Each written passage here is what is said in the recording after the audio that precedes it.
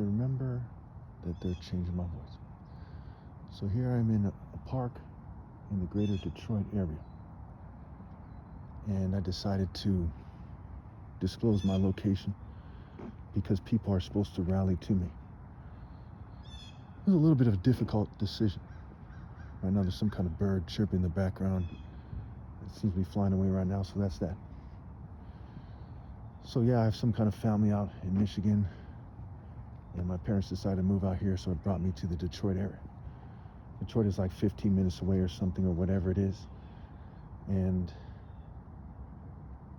there's a lot of black folks that live in the greater Detroit area as well, to some degree. I'm not the expert on these topics, and I'm not the expert on why that is, but I am the expert on martial arts. I am the expert on what God expects. I am the expert on life and what you're supposed to do in life. So, as I'm out here in the snow, and I wasn't very often that I was in the snow in life, and so it's a little bit new to me. Coming into the Detroit airport, there was a lot of turbulence. There was a snowstorm. It was a little bit hectic, and that was kind of interesting.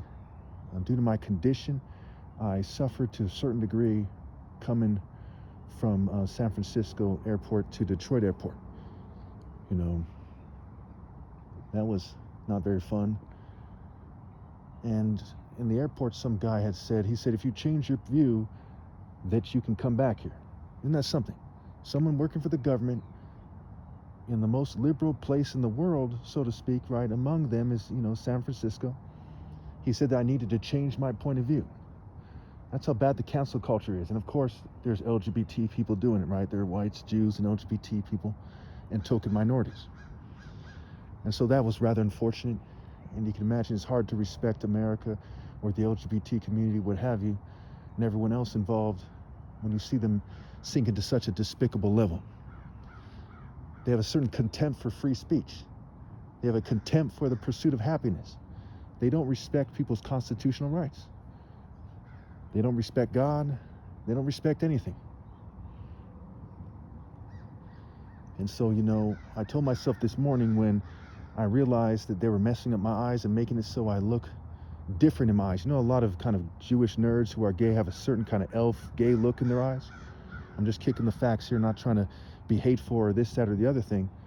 But that's how they're trying to make it so I look, right? And over the years, they fumed me and changed the shape of my face so I look a little bit more like that. But you can still tell it's me. If it wasn't for the fact that you can still tell it's me, it would be a very, very, very big problem. Because I don't want people to pretend to be me. That's pathetic.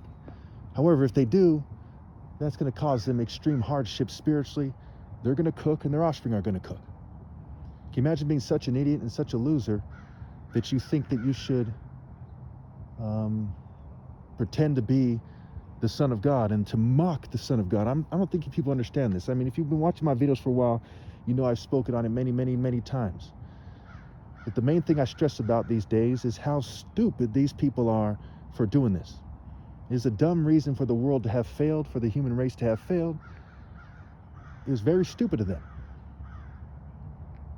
Why didn't they respect God? Why didn't they respect themselves or their families? We see in Zechariah, it says, administer true justice. Why did they ignore these things? Jews, Christians, Muslims, atheists, agnostics, what have you. And as you can tell, the situation is rather unfortunate. And so it has me out here in the greater Detroit area. And for those of you who don't know, Detroit is a very serious city. I made a video yesterday, I believe it was, where I talked about how two gentlemen were attacked at a bar by a bunch of people. One of them was shot, and one of them was stabbed, and one of them was killed. And one of them's name was like Glenn Stevens, and the other was Jalen Stevens. And I went to school in the University of Phoenix. University of Phoenix on a street called Stevenson Boulevard in Fremont. And there's a lot of other connections there. Believe it or not, these murders are connected to them targeting me.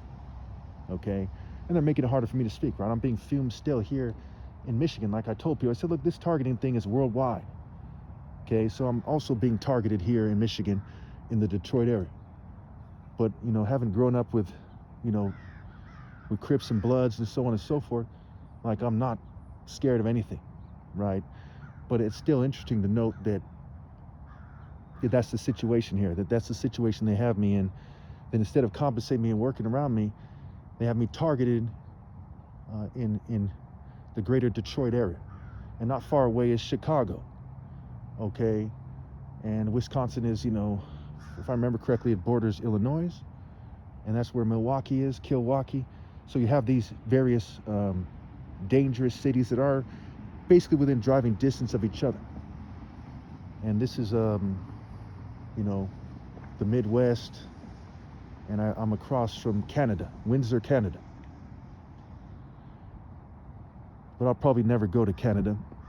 And by the looks of it, I won't last much longer here because of the fumes and poison. It won't be gangs that kills me. It won't be, you know, getting in a fight or this, that, another thing, or the police shooting me or something. What's almost certainly going to kill me is just the fumes and the poisons every day.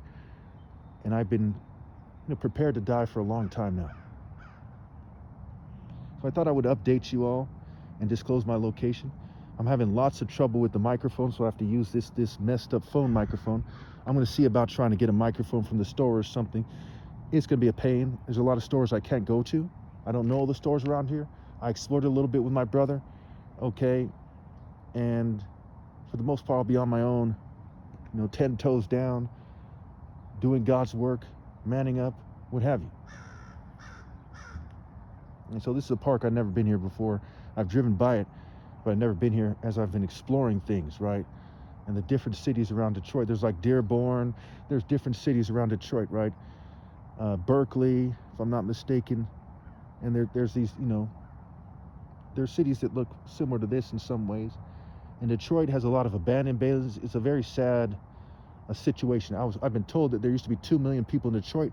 Now there's about 1 million because of all the economic hardship that Detroit has faced because of the policies of the governing class. The other day I saw a gentleman sleeping outside, you know, in the winter, and where there's snow on the ground, what have you. And it's unacceptable.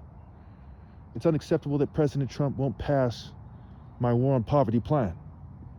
And I saw today in the news, or on YouTube rather, a news clip on YouTube, where he's mocking some group of people. I think he's mocking left-wing protesters who were protesting the capture of Maduro.